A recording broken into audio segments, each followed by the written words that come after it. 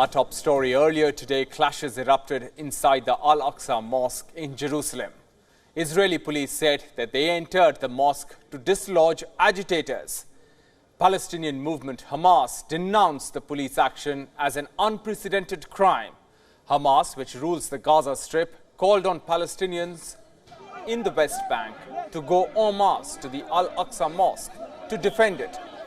Israeli police said that the agitators had barricaded themselves inside the mosque with fireworks, sticks and stones. The mosque compound in the old city of East Jerusalem has previously seen clashes and violence between Palestinians and Israelis. Clashes have been particularly witnessed during Ramadan, which draws tens of thousands of worshippers to Al-Aqsa. The holy Muslim site is built on top of what Jews call the Temple Mount, Judaism's holiest site. The fresh violence comes nearly halfway through Ramadan and as Jews prepare to celebrate Passover.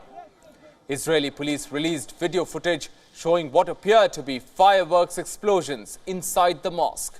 Another police video shows riot police with shields advancing through the mosque under a barrage of fireworks explosions.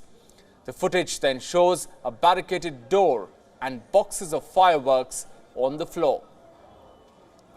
Israeli police said that they stepped in after law-breaking youths and masked agitators barricaded themselves inside the mosque.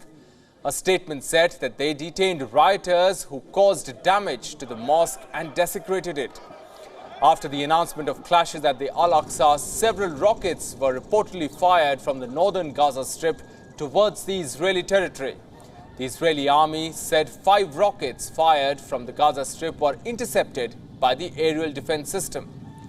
The Israeli army added that 4 other rockets fell in uninhabited areas. Israeli fighter jets later struck 2 Hamas weapons manufacturing sites in the central Gaza Strip in response to the rocket fire. Earlier in Gaza, dozens of demonstrators took to the streets overnight, burning tires. Egypt condemned the Israeli police's action. Egypt's government warned the clashes could undermine the truce efforts in which Cairo is engaged with regional and international partners. The Israeli-Palestinian conflict has been sucked into a spiral of violence since the start of this year. The conflict has reportedly claimed the lives of at least 91 Palestinians, 15 Israelis and 1 Ukrainian since January.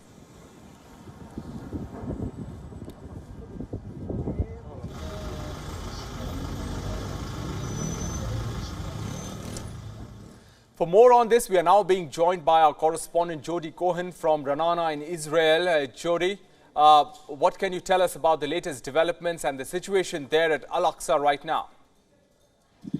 Hi, so in a statement, the Israeli police said that they tried to convince the masked youths to leave the barricading the Al-Aqsa mosque to let people pray there, and that they were ultimately forced to enter to unbarricade the mosque and arrested the youths after they desecrated the mosque.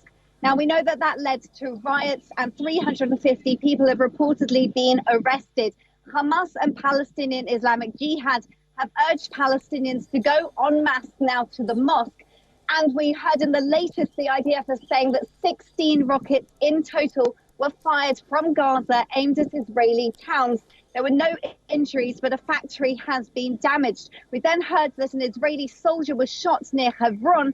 And in the latest, the Palestinian media is saying that Israel has struck Hamas training camps in Gaza. Now, the Palestinian Authority President Abbas's spokesperson said that this could trigger a big explosion and was certainly on high alert here on both sides. Jody, what's likely to happen next? Will this lead to a quote-unquote big explosion as President Abbas has predicted? So it's interesting, Jordan and Egypt have issued condemnations, and remember that they both held summits in their countries with representatives from the Palestinian Authority and Israel to try and prevent these sorts of incidents. No doubt statements will come in as well from the US, from the EU and the UK. Remember, tensions have already been high. We've seen months of violence, with 2022 the deadliest year on both sides for many years. Now, yesterday, the Shin Bet head said that more than 200 Significant terror attacks have been foiled so far this year. And on Tuesday, we saw a stabbing in central Israel, shots fired at a town in northern Israel. And I myself saw police investigating a man with a knife. So tensions are certainly high. Meanwhile, we can expect Friday is the busiest day of the week at the mosque. As you said, it's currently the month of Ramadan. We've seen riots over the past few years at this time. This evening is also the start of the Jewish Passover holiday. And this weekend is the Christian festival of Easter. So it's a busy time. Security is on high alert. It remains to be seen what happens next. All right, Jody Cohen, thanks very much for joining us. Keep tracking those developments for us.